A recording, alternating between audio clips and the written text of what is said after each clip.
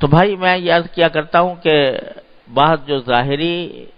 سنتیں ہیں وہ تو ہم نے الحمدللہ اللہ تعالیٰ نے توفیق دے دی ہے، اپنا لی ہیں، اور وہ بھی کچھ اس وجہ سے شاید اپنا لی ہے کہ اگر نہ اپنائیں تو ایسے معاشرے میں رہتے ہیں، ایسے مجمع میں رہتے ہیں کہ وہاں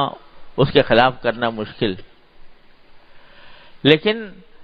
جو نبی کریم سرورۃ عالم صلی اللہ علیہ وسلم کے اخلاق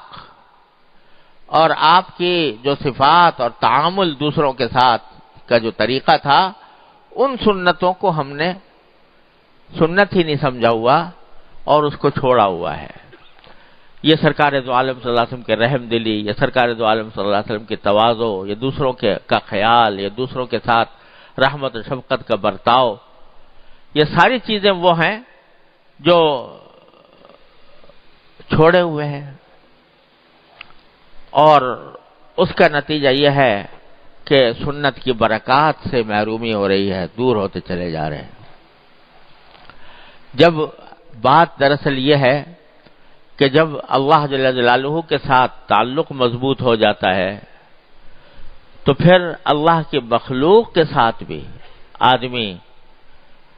اللہ کے مخلوق کے ساتھ بھی انسان کا برتاؤ محبت کا برتاؤ ہوتا ہے۔ وہ ساری مخلوق کو اللہ کی مخلوق سمجھ کر یہ سمجھتا ہے کہ میرے اللہ سے اس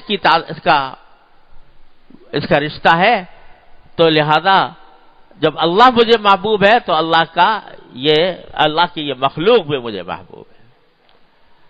میرے حضرت عارفی قدس اللہ تعالیٰ سرہ فرمایا کرتے تھے کہ اللہ جل جلالہ سے محبت کی علامتوں میں سے ایک علامت یہ ہے کہ اللہ کی مخلوق کے ساتھ محبت ہو، کیونکہ الخلق عیال اللہ کہا گیا ہے۔ جو ساری مخلوق ہے وہ اللہ کی پیدا کی ہوئی ہے، اللہ تبارک و تعالیٰ کی پیدا کی ہوئی ہے، تو جس طرح تم اللہ کی مخلوق ہو اسی طرح وہ بھی اللہ کی مخلوق ہے۔ اگر اللہ سے محبت ہے، اللہ تبارک و تعالیٰ کے ساتھ تعلق ہے، تو اللہ کی مخلوق کے ساتھ بھی محبت ہونی چاہیے، اللہ تعالیٰ کی مخلوق کے ساتھ بھی تعلق ہونا چاہیے، ہر ایک کی خیرخواہی ہونی چاہیے۔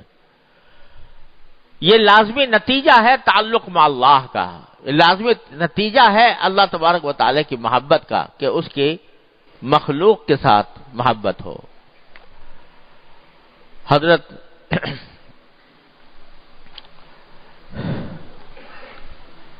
سری سقطی رحمت اللہ علیہ، جو جنید بغدادی رحمت اللہ علیہ کے شیخ ہیں، ان کے بارے میں روایت میں آتا ہے کہ ایک مرتبہ وہ بغداد میں رہتے تھے تو دریا کے کنارے جا رہے تھے، جیسے چہل قدمی کے لیے آدمی نکلتا ہے، دریا کے کنارے سیر کے لیے نکلے ہوئے تھے، ساتھ میں کچھ مریدین بھی تھے، کچھ ساتھی تھے۔ وہاں سے ایک کشتی گزری، دریا نیل میں کشتی، وہ کشتی میں لوگ نوجوان قسم کے اوباش قسم کے لوگ پکنک بنا رہے تھے، اور وہ وہاں سے گاتے بجاتے کشتی میں گزر رہے تھے۔ گاتے بجاتے یعنی کوئی ساز و سامان بھی تھا، اس پر گاتے بجاتے گزر رہے تھے۔ اور جب یہ اوباش قسم کے لوگ، آزاد قسم کے لوگ جب گزرتے ہیں اور سامنے سے کوئی مولوی قسم کا آدمی نظر آتا ہے تو ان کی مذاق کی رگ اور پھڑک اٹھتی ہے بعض اوقات۔ تو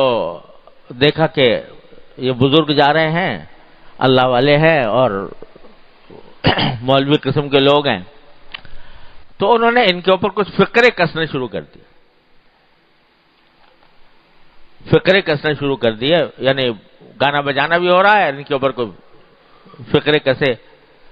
تو حضرت کے سری سقطی رحمۃ اللہ علیہ کے ساتھ جو ان کے مرید تھے، انہوں نے کہا کہ حضرت دیکھو یہ ایسے نافرمان لوگ ہیں کہ خود تو ہیں ہی گناہ میں مبتلا، گانے بجانے میں لگے ہوئے ہیں، اللہ تعالیٰ سے غافل ہیں، اور جو اللہ کے بندے جا رہے ہیں ان کے اوپر بھی پھپتیاں کس رہے ہیں، ان کے اوپر بھی ان کا بھی مذاق اڑا رہے ہیں، تو ان کے لیے بد دعا کر دیجئے، ان کے لیے بد دعا کر دیجئے کہ یہ ایسے ظالم لوگ ہیں کہ نافرمان بھی ہیں اور اوپر سے سینہ زوری بھی کر رہے ہیں اور اللہ تعالیٰ کا مذاق اڑا رہے ہیں۔ تو حضرت سری سقطی رحمۃ اللہ علیہ نے ہاتھ اٹھائے اور دعا کی، یا اللہ یہ نوجوان لوگ ہیں، آپ نے اس دنیا کے اندر ان کو خوشیاں عطا فرمائی ہے، اے اللہ آخرت میں بھی ان کو خوشیاں عطا فرما، اے اللہ آخرت میں بھی خوشیاں عطا فرما۔ اب وہ جو کہہ رہے تھے کہ بد دعا کریں، وہ حیران رہ گئے کہ جی یہ تو اس لائق تھے کہ ان کے لیے بد دعا کی جاتی ہے، آپ کہہ رہے ہیں کہ ان کی آخرت میں بھی خوشیاں عطا ہوں۔ تو حضرت نے فرمایا کہ اللہ کے بندو، اگر ان کو آخرت میں خوشیاں ہوں گی تو تمہارا کیا نقصان ہے؟ یہ بھی اللہ کے بندے ہیں، اور آخرت میں خوشیاں انشاءاللہ اسی وقت ملیں گی جب اللہ تعالیٰ ان کی اصلاح کر دے گا، اللہ تبارک و تعالیٰ ان کے حالات کو درست کر دے گا، تو پھر اللہ تبارک و تعالیٰ ان کو آخرت میں بھی خوشیاں عطا فرمائے گی۔ تو جو اللہ سے محبت کرنے والے ہوتے ہیں، جو اللہ تبارک و تعالیٰ سے لو لگائے ہوئے ہوتے ہیں، جن کا تعلق اللہ تعالیٰ کے ساتھ مضبوط ہوتا ہے، جو اللہ کے اپنے آپ کو بندہ قرار دیتے ہیں، وہ کسی کو بھی تحقیر دل میں نہیں لاتے، کسی کی بھی حقارت دل میں نہیں لاتے، خواہ دیکھنے میں وہ آدمی جو ہے معصیتوں میں مبتلا ہو، گناہوں میں مبتلا ہو، غلط کاری کر رہا ہو، لیکن اس کی حقارت